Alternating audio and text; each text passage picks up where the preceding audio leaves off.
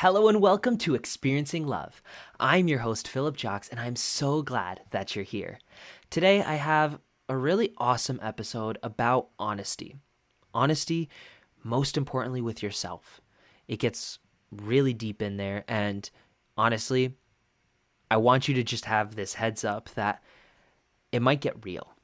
It might get real for you if you really sit here and listen, and so I hope you stick till the very end because all of it comes together. All of it matters in a way that might actually change something for you. But before we begin, just remember to hit that like button down below, leave a comment, subscribe. I would love to know what you think about this episode, this style, this format, this topic. The more I know, the more you let me know, the more I can make it more relevant and more enjoyable for you. And so that's all I really want at the end of the day.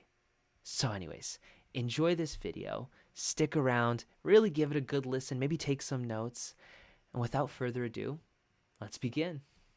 There's actually been one topic of conversation that I've had recently, more often than I expected to.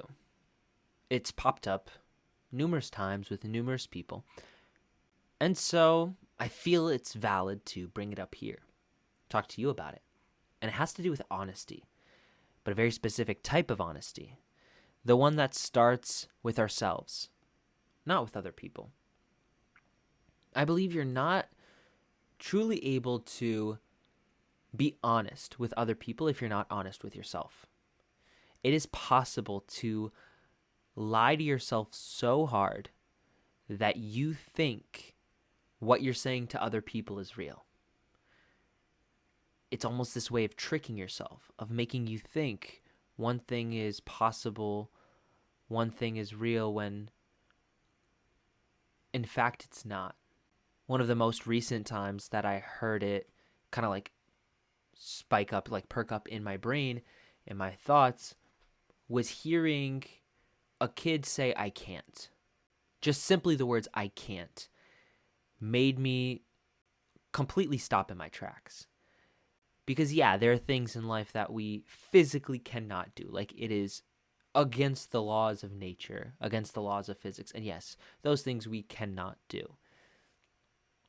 But I think we use it way too easily. We use it way too often, using the words, "I can't," or "I don't know how," right?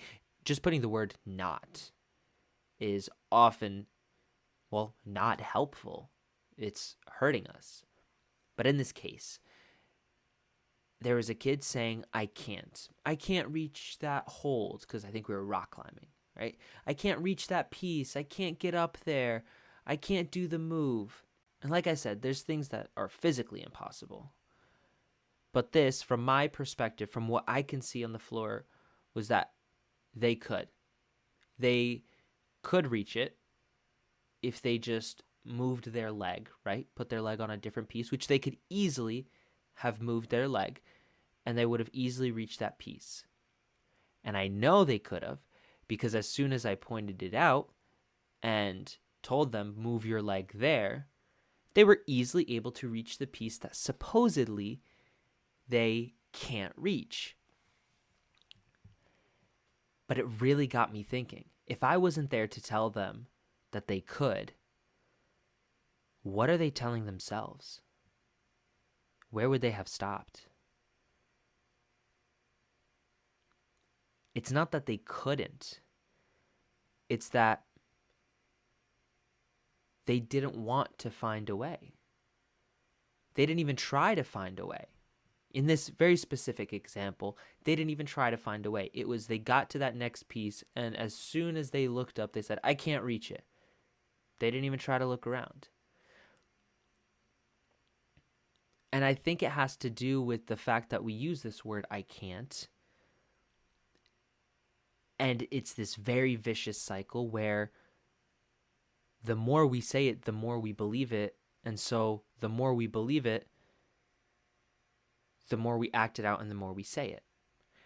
I truly believe they thought they couldn't. I truly believe that in their minds, they actually thought they can't get up.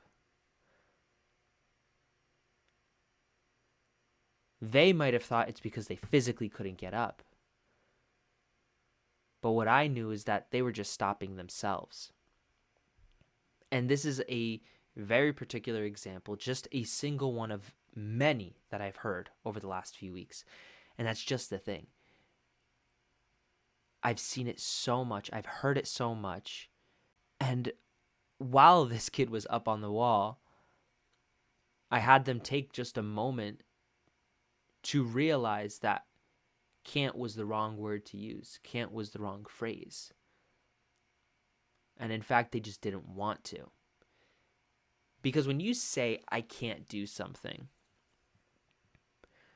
and you listen to that, and then you don't try, you don't persist, you don't keep moving forward, it's almost like using the word I can't, you're using the phrase I can't, gives you permission to not try. And so you have to ask, why are you looking for permission to not try? Why are you looking for permission from yourself to not find a way? And the answer to that question is because you don't want to. Like, you don't want to do whatever it is that's in front of you. And there could be many reasons for that. It could be that you're afraid. It could be that there's actual danger ahead of you. It could be something more emotional, right? Like emotional danger, or maybe even physical danger, mental danger, whatever. There's something stopping us.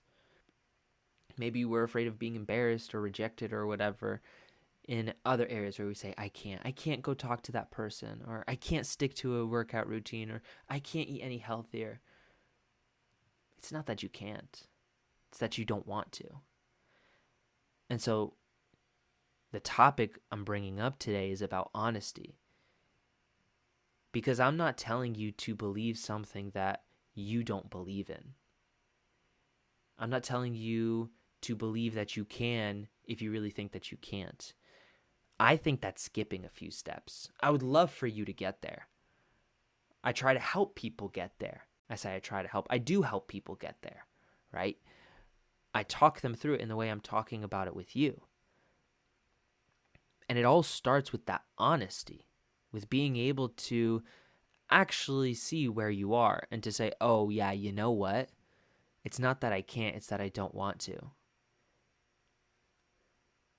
Because being able to say I don't want to is also not the final step. By switching up the words, by saying something different, you trigger your brain to ask different questions, therefore having different thoughts. If you say I can't, a question might be, all right, why can't I? And then you'll answer, oh, it's because I can't reach, right? I can't reach that piece, or I don't have enough time, I don't have whatever. And you'll convince yourself that that's a worthy enough reason. But if you ask yourself, why don't I want to? You're going to get a very different answer. You're going to get one that's actually more real, more honest, more useful, in my opinion. Because when you get that answer,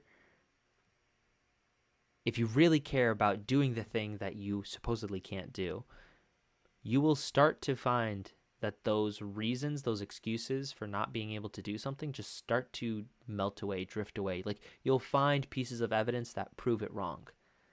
But that's only if you want to actually do the thing that you're stopping yourself from doing. I find that a lot in kids, and it's so sad.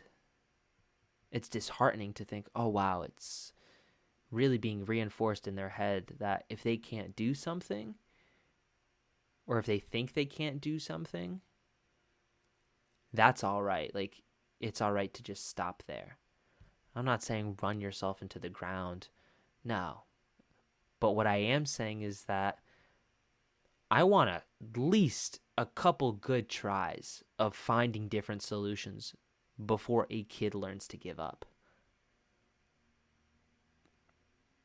If you could teach someone to really be persistent and be resourceful, having those two skills alone can get you 90% of the way anywhere, right? If you keep trying and you keep trying not just with effort, but with new ideas, with innovation, with finding different solutions to problems that you're having, ones that you haven't tried before, eventually something will work. Just statistically speaking, right? You put a bunch of probabilities together, eventually the chances that something will work will increase over time. That being said, if you convince yourself to stop after your first try or before your first try, you're never going to get there. No one's ever going to get there. I want you to be honest with yourself and be very careful about the words that you choose, because that affects how you think, how you act, and the outcomes you're going to create. Taking a moment to sit down and really figure out, okay, you know what? Maybe, just maybe, I have things a little bit wrong. Let me try to look at it a little bit differently. If you start doing that simple little thing, you'll surprise yourself as to how much can really change. We all think that we're experiencing life. We all think we know what life is like. We don't.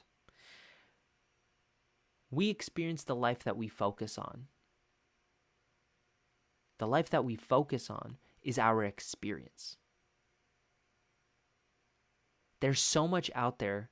There's so many experiences that we don't know that are equally as valid, that are true for other people. And if someone else can have a different experience and therefore a different definition of life, it's fair to say that neither one of us has the full picture, because your experience still matters. You've done stuff that they haven't. Put those together and you start building the puzzle. You start seeing the bigger picture. But for every single person you add, you'll find that there's more and more and more to learn and to experience. We will never know what real life is like. We will never know what all of life is like. And I take great comfort in this, and you should too, because by being able to see that we don't have the full experience of life, we can see that, oh, you know what? Maybe if I change my focus, I could change my life. Like if there's something you don't like, maybe it's because you have to experience something different. Like experience a different viewpoint, mindset, perspective. Ask a different question, get a different answer, show up differently. It may just mean stopping the use of the word can't. Like, what if you made the commitment to yourself for the rest of your life to never say, I can't? Replace it with, I will find a way. Replace it with, I don't know yet. Replace it with, I haven't yet. Replace it with, I will find a way. How much do you think life could change with something like that? I know from experience that it can change a lot. I'm talking about this because I've done it. I'm not saying that I used the words I can for everything. Okay, maybe I do. I'll say it like this. I don't say I can't. I'm just honest with myself and say I don't want to. I tell myself outright when there's something on my plate that I don't want to do. And that's okay. The problem is not doing or not doing something. The problem is lying to yourself about it. I'm all right with you doing absolutely anything. Absolutely anything, absolutely everything. So long as you're not making others' lives harder, right? Do what's best for you. But do it in a way for you that you're honest with yourself. Because when you're honest with yourself, you could be honest with those around you. You've definitely had this experience before. Someone comes to you with a problem. or they come to you complaining about something or criticizing someone. And you hear them out, you're listening, or after everything you say, you give a suggestion. And they say, yeah, no, but like, listen to this too. And like, they add another point. And then maybe you give another suggestion, another solution, another piece of advice. And they're like, yeah. But like, moving on, like, what about this, right? And they keep going on and on and on. This other person telling you about everything that's wrong. And you're sitting here wondering, why don't they just take this advice? Why don't they just try it? Why don't they just listen to what I have to say? And it's because the advice that you're giving them is not relevant. You are solving a problem that's not true for them. Because this person is telling you all the reasons they can't do something. You're trying to tell them all the reasons they can. The real problem is not that they can't do something, it's that they don't want to. And you're not addressing the fact that they don't want to. Let that sink in for a second.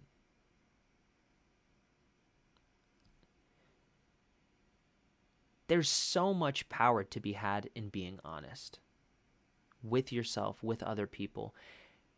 If you have a problem in your life and you're honest with yourself first, and then you talk about that honesty with another person, you will actually find the answers from them and within yourself that are actually relevant to you. Maybe that's what's been stopping you for so long. You've been in this cycle of repeating the same mistakes again and again, and it's draining you. You're coming home at the end of a weekend or at the end of your workday, tired, ready to go to bed, saying, I can't believe I have to do this again tomorrow. I can't find the solution. There it is again. I can't. Yeah, you can. But maybe you can't find the solution because you haven't been truthful, you haven't been serious about the problem. And you can't be truthful or serious whenever you're lying to yourself, obviously. Listen, there's so much more I can say on this. Truly, I had a 2-hour phone call about this earlier today. And it all boils down to this one thing. You have to start being honest with yourself. You have to have the courage. It's going to be a little scary. It may very well be uncomfortable. That's actually a given. But as I always say, whether or not it's easy or hard, the more important question is it going to be worth it? Being honest with yourself is nothing but worth it, no matter how hard it is. Saying all this is easy for me to say because I've been doing it for so long. Say for just about 2 years now, I've practiced nothing but being honest with myself. And I'm talking about unraveling lies and stories and old beliefs and values that I've been telling myself for my entire life. This is not an overnight process. Being honest doesn't happen automatically. It takes work. It takes being uncomfortable. I've shed countless tears, journaled countless pages, read countless books, went on countless walks, all so that I can dig a little bit deeper towards my truth. And coming out on the other side of everything so far and being at the start line of everything that's still to come, I can tell you it's worth it. The effort, the work, the results are worth it. The life that I have on the other side of this, of just being able to be honest with myself, is so remarkable. It's so enjoyable. It's so freeing. One of the best things I got from all of this is truly believing like I'm enough. I was able to become so honest with myself that I saw my own self-worth. Do you feel worthy? Do you feel like you're worthy of love? Do you feel like you're enough? Because objectively, you are. You are worthy of love. You are enough. And if you can't 100% with absolute certainty believe that, it's because there's some lie in the way that you've been telling yourself or that people have been telling you and you've adopted that is stopping you from having that in your life.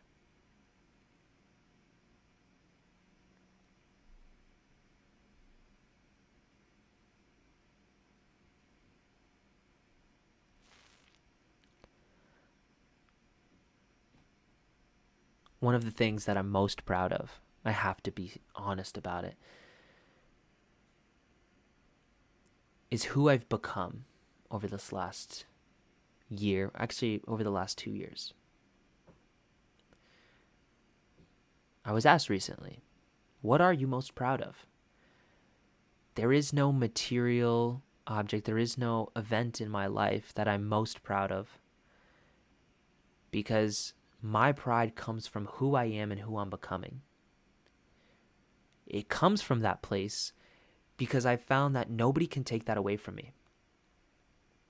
No one can diminish it unless I let them. No one can discount it unless I let them. No one can tell me that what I did was easy or hard unless I let them. I gave myself the full power to say, you know what? What I did was absolutely awesome. And it took so much work. It took so much courage. It was frightening. It was stressful. And in the end, it was worth it. I say in the end, but I'm not at the end. Neither are you. We're in this together. We're in this to learn, to grow, to become more.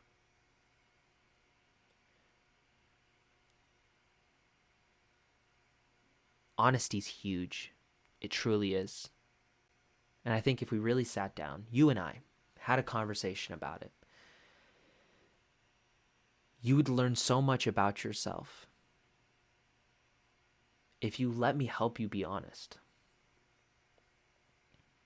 I say let me because I know how to do this work. But you have to be the one to step forward. You have to ask for it first. You have to want change. You have to believe that you can. I already know all these things. Not about me, but about you. I know that you can do all these things. I know that you can change. I know that you can solve every single problem you have in your life. So you don't have to convince me. And I'm not here to convince you. I'm here to help you convince yourself. Because that's the only way all of this sticks. That's the only way that your beliefs become your beliefs. And your truth becomes your truth. How's that for some honesty? Before we end today's episode, I want to just take a moment to honor you. Honor you for being here, for making it this far. I know topics that I talk about aren't always easy to listen to. They aren't always easy to learn about. Maybe that's partly me. Maybe that's partly the topic. Maybe it's the medium. Whatever it is, if you made it this far, I'm really proud of you. Me saying that, well, I don't truly believe you should do anything to make me proud. Like, your goal shouldn't be to make me proud. I just want you to know that as of right now, if you struggle to feel pride for yourself, temporarily use mine. Use my pride for you. I'm really happy that you're here and doing this work. And it really does touch my heart every single time I get to make one of these videos and share with you what I learned, what I know, what I believe. It's from that place of love. that I get to experience the best parts of life, the life that I get to focus on.